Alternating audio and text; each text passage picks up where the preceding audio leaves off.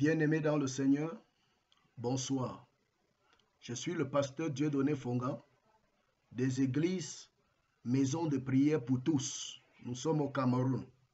Que Dieu vous bénisse abondamment pendant l'écoute de cette édification. Amen. Ce soir simplement, j'aimerais que nous puissions parler de la prière, un élément fondamental et indispensable dans la vie du chrétien né de nouveau, du chrétien né de nouveau. Je dis bien du né de nouveau. Tu n'es pas né de nouveau. Ce n'est pas ton lot. Je ne suis pas là pour amuser la galerie. Amen. Le thème que nous allons partager est celui-ci. Demander selon la volonté de Dieu pour être exaucé et avoir ce que nous avons demandé. Oui, demander selon la volonté de Dieu pour être exaucé et avoir ce que nous avons demandé. Je sais ce que je dis. Il y a une différence entre exaucer et recevoir l'exaucement. Quand tu pries, Dieu t'écoute, il agrée, il accepte, c'est l'exaucement. Mais entre l'exaucement et recevoir ce que tu as demandé, il y a un temps. Ça peut être à l'immédiat, ça peut être plus tard. Mais dans tous les cas, que ce soit à l'immédiat ou plus tard, c'est dans le futur. Parce que c'est toujours après avoir demandé que tu reçois. Mais le temps après ta demande, après ton exaucement, pour recevoir ce que tu as demandé, c'est un temps qui appartient à Dieu, ça ne t'appartient pas. Arrête d'être triste, Dieu contrôle. Amen. Ok. La Bible dit dans Matthieu chapitre 7 au verset 7, et dit demandez et vous recevrez. Cherchez et vous trouverez. On s'arrête là. Demandez et vous recevrez. Nous voulons nous arrêter là-bas. C'est un ordre. Le Seigneur dit à tous les chrétiens de demander le Seigneur, au Seigneur. Chaque chrétien doit apprendre à prier. Chaque chrétien, dès que tu deviens chrétien, la première chose, ta vie va dépendre de Dieu. Ta vie doit dépendre de Jésus. Ta vie doit dépendre de Dieu. Et tu vas commencer à exprimer la dépendance à Dieu dans la prière. Toute chose, tu dois demander à Dieu. Tous tes besoins, tu dois lui faire connaître. Fais connaître tous tes besoins à Dieu par la prière. Que ces besoins soient grands ou petits, frères, sœurs, dans la prière. Dans la prière. Il faut demander. Il faut demander. La Bible dit, dans Jean chapitre 16, verset 23 à 24. Jean chapitre 16, verset 23 à 24. Il dit clairement là-bas, jusqu'à présent, vous n'avez rien demandé. En vérité, je vous le dis, ce que vous demanderez au Père, il vous le donnera en mon nom. Donc, en plus du fait qu'il nous demande de demander, il nous dit de demander, de prier, il nous précise encore qu'on doit demander à qui? Au Père. On doit demander au Père, Papa bon Dieu, à Dieu le Père. On demande la prière à Dieu, au nom de Jésus. Il dit de demander au Père en son nom. Il faut respecter la parole. Il faut respecter la parole. Il dit de demander au Père en son nom pour recevoir. Quand tu demandes au Père en son nom, il dit, tout ce que vous demanderez au Père, en mon nom, il vous le donnera. Et puis il dit, jusqu'à présent, vous n'avez rien demandé, frère.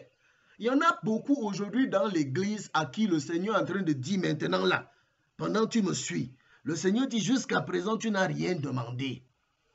Il n'a pas dit que tu n'as pas demandé, mais il dit tu n'as rien demandé. Parce qu'il y a les choses que tu demandes, Dieu dit c'est rien, tu n'as rien demandé. C'est inutile, c'est vain. Ce n'est pas les choses que j'exauce. Il y en a même qui ne prient pas. Il y en a qui prient et Dieu appelle ça zéro prière. Zéro prière. Quel genre de prière tu fais, enfant de Dieu? Zéro prière.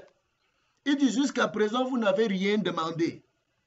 Jusqu'à présent, en mon nom. Il dit demandez et vous recevrez, afin que votre joie soit parfaite. La volonté de Dieu, frère bien-aimé, c'est que le chrétien prie.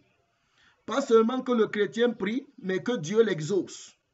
Et que non seulement que Dieu l'exauce, mais le but de l'exaucement, ce qui fait que Dieu exauce, c'est pour que ta joie soit parfaite. Pour que ta joie soit parfaite. C'est pour amener ta joie à la perfection. C'est pour chasser la tristesse de ta vie. C'est pour chasser la tristesse de ton visage. C'est pour chasser la tristesse dans ta vie chrétienne.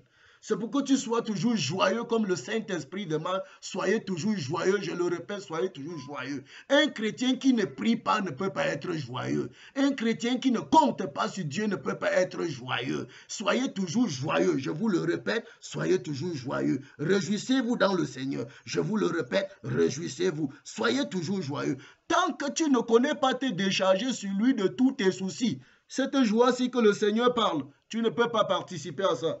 Tu seras un chrétien frustré, triste. Triste. Tu vas vivre une vie chrétienne malheureuse. Comme quelqu'un qu'on a abandonné, comme quelqu'un qu'on a rejeté, comme quelqu'un qui a raté sa route. Tous les jours, tu te poseras la question. Dans la foi, tu te poseras toujours la question, est-ce que je ne suis pas égaré? Est-ce que ce n'est pas un trou vide? Est-ce qu'on ne m'a pas trompé? Non, frère, sœur, on ne t'a pas trompé. C'est toi qui es ignorant. C'est toi qui es ignorant. Pourquoi tu es malheureux? Pourquoi tu es triste? Pourquoi ton cœur est-il triste? Pourquoi ton visage est-il triste? Pourquoi? Pourquoi, frère? Pourquoi tu n'as pas la joie parfaite? Pourquoi tu ne te réjouis pas dans le Seigneur? Parce que tu ne t'appuies pas sur lui. Parce que tu ne pries pas. Parce que tu ne te décharges pas sur lui de tous tes soucis. Tu gardes ça dans ton cœur, ça te déforme. Tu es devenu laid. Belle créature de Dieu, tu es devenu laide, déformé, frustré, découragé, perdu. Parce que tu ne pries pas. Essaye de prier, tu verras le changement. Tu verras, ta joie sera grande. Ta joie sera débordante. Tu verras, tu recevras la joie parfaite. Alléluia. Dieu veut que tu pries. Prie, il va t'exaucer, tu vas recevoir la joie parfaite au nom de Jésus-Christ. Amen. Je déclare sur ta vie pendant que tu pries que la joie de Dieu déborde dans ton cœur et transforme ton visage au nom de Jésus-Christ. Amen. Alléluia. Alléluia. Il dit demandez et vous recevrez. Tu demandes maintenant dans le présent et tu reçois dans le futur. Le futur de Dieu commence après la prière. Après que tu aies demandé, le futur vient de commencer. Après que tu aies demandé, le futur vient de commencer. Jusqu'à ce que tu as demandé soit dans ta main. C'est fini. Tant que ce n'est pas dans ta main, ton exaucement reste dans le futur. Et pourtant, il est déjà exaucé. Frère, ce que tu as besoin, quand tu pries, ce n'est que de l'exaucement. Ce n'est que de l'exaucement. Il dit demandez et vous recevrez. C'est l'assurance. Il n'a pas dit demande et tu reçois. Il dit demande et tu vas recevoir. Demandez et vous recevrez. Tu demandes, tu vas recevoir après. Maintenant, le après de Dieu commence après ta prière. Pas de prière, pas d'exaucement après. Pas de recevoir après. C'est quand tu pries, Dieu t'écoute, il t'exauce, qu'après ça, il te donne ce que tu as demandé. Voilà, c'est ça.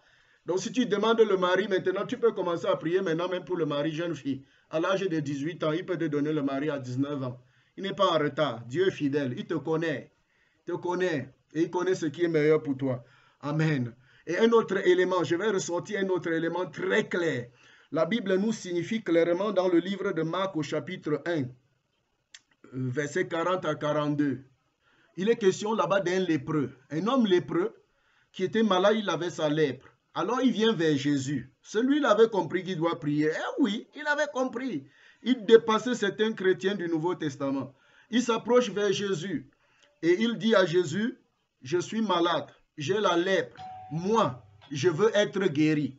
Mais est-ce que c'est ta volonté? Si toi tu veux, tu peux me guérir. Parce que la possibilité, la capacité, c'est en toi. Tu peux. Je sais que tu peux. Je sais que rien n'est impossible à toi. Mais il reste une seule chose qui peut t'empêcher d'agir. Et la seule chose, c'est quoi? C'est si je demande à l'encontre de ta volonté. Il dit, si c'est ta volonté, tu peux me rendre pur. Si tu le veux, alors Jésus dit, je le veux, sois pur. Et il lui impose les mains et cet homme reçoit la guérison authentique et automatique. Après la prière, il a reçu la guérison. Après avoir demandé, il est entré dans le futur immédiat, le futur proche. Il y a le futur proche et il y a le futur lointain. Alléluia. Là, il a été guéri maintenant. Mais ce maintenant était le futur proche. Parce que c'est après sa demande qu'il est entré dans le « vous recevrez ». Dans le futur. Et c'était là à l'immédiat. Son immédiat là était aussi le futur. Amen. Amen. Est-ce que tu peux dire Amen? Tu comprends ça bien, frère?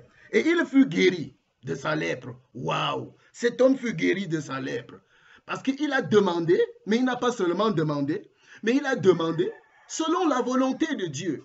Et Jésus dit que c'est sa volonté. Et comme c'est sa volonté, waouh! Il a dit, je le veux, sois plus. Et il a imposé les mains et ce monsieur a été exaucé. Et il est entré dans l'accomplissement de l'exaucement. Il a reçu ce qu'il a demandé, la guérison. La guérison, magnifique, n'est-ce pas? La Bible dit dans le livre de Jacques, 1 Jean chapitre 5, verset 14, il dit, nous avons auprès de lui cette assurance. Ça sort d'où que les chrétiens n'ont pas l'assurance quand ils s'approchent de Dieu dans la prière. Approche-toi de Dieu dans la prière avec assurance, avec foi. Frère, sans la foi, il est impossible de lui être agréable. Sans la foi, ta prière ne peut pas traverser le plafond. Oui. Sans la foi, il est impossible de lui être agréable. Parce qu'il faut que pendant que tu t'approches de Dieu, tu crois d'abord qu'il existe et qu'il est ton rémunérateur. Dit la Bible qu'il est ton rémunérateur. Il dit, nous avons auprès de lui cette assurance. Si quand tu viens prier, tu n'as pas l'assurance que je m'approche de Dieu et Dieu va m'exaucer, frère, sœur, tu perds ton temps, il faut arrêter. Il faut arrêter. Sortons de ces choses. Arrêtons le théâtre. Arrêtons le théâtre. Le temps est venu où tu vas frapper un coup, un mort, où tu dois prier, tu dois être exaucé. C'est clair. Il dit, nous avons auprès de lui cette assurance. Quelle assurance? Voici l'assurance du chrétien dans la prière. Que si nous demandons, si nous prions, si nous demandons quelque chose, n'importe quoi, oui, n'importe quoi, mais il dit selon sa volonté. Selon sa volonté. Ce mot revient. Il dit alors il fait comment? Il nous écoute. C'est ça l'exaucement. Il nous écoute. Quand Dieu t'écoute, c'est l'exaucement. Tu as besoin seulement de l'écoute de Dieu, de l'oreille de Dieu. Chrétien, si tu es sûr que Dieu t'écoute, quand tu pries, sois dans la joie. Sois tranquille, entre dans le repos. Même si un diable vient te dire que Dieu ne t'a pas exaucé, dis-lui d'aller faire les tours. Arrêtez d'être triste. Arrêtez d'être malheureux. Il dit, il nous écoute. Et il continue au verset 10. Et si nous savons qu'il nous écoute, est-ce que tu sais que Dieu t'écoute? Est-ce que tu as cette assurance? Et si nous savons qu'il nous écoute, il dit quelque chose, n'importe quelle chose que nous lui demandions, il dit nous savons aussi que nous possédons la chose que nous lui avons demandé, malgré que ce n'est pas encore dans notre main. Alléluia. Mais la foi t'amène de t'approcher de Dieu. La foi t'amène à parler à Dieu. La foi t'amène à croire qu'il t'a entendu. La foi t'amène à comprendre que tu as déjà la chose. Et puis tu t'en vas attendre les mains tendues pour qu'il dépose la chose dans ta main. Mais crois, frère, aie la foi. Parce que Dieu est fidèle. Il ne ment pas. Waouh, il ne ment pas. Il dit, si nous demandons quelque chose selon sa volonté, il ne dit pas il nous donne. Il dit, il nous écoute. L'élément numéro 1, c'est l'écoute. C'est l'écoute. Assure-toi que Dieu t'écoute. Assure-toi que Dieu écoute ta prière. Assure-toi qu'il n'y a rien qui bloque l'écoute de ta prière. Assure-toi que ta prière soit dans sa volonté. Assure-toi que ta prière soit selon sa parole. Assure-toi, mon frère. Assure-toi. Sinon, tu n'auras pas ce que tu as demandé. Waouh, alléluia. Il dit, si nous demandons quelque chose selon sa volonté, il nous écoute. Parce qu'il nous écoute, nous avons la chose que nous avons demandé. La volonté de Dieu est très importante dans la prière. Très importante. Il faut respecter la volonté de Dieu. Il faut respecter la parole de Dieu. Il faut respecter Dieu. Il faut avoir la foi. Demande comme le lépreux. Si tu le veux, tu peux me rendre pur. Il a dit au lépreux, je le veux, sois pur. Alors, ce soir, que Dieu te bénisse. Lève-toi, prie. Et si depuis tu pries, tu ne vois pas l'exaucement, assure-toi simplement que ta prière soit selon la volonté de Dieu. Si c'est selon la volonté de Dieu, frère, que ta joie commence à déborder. Je prie que ta joie déborde pendant que tu écoutes ce message. Je prie pour un bouleversement total dans ton esprit. Je prie pour une grâce particulière sur ta vie. Que la main de Dieu te localise maintenant au nom de Jésus. Et je libère les ossements de ta prière maintenant au nom de Jésus-Christ. Amen. Amen. Que Dieu te bénisse abondamment. Que Dieu bouleverse ton histoire. Que Dieu te communique la joie parfaite au nom de Jésus-Christ. Je suis votre serviteur, le pasteur Dieudonné Fonga, des églises Maison de prière pour tous. C'était pour moi un plaisir, humble serviteur de Dieu. Soyez bénis. Shalom. Shalom et à plus.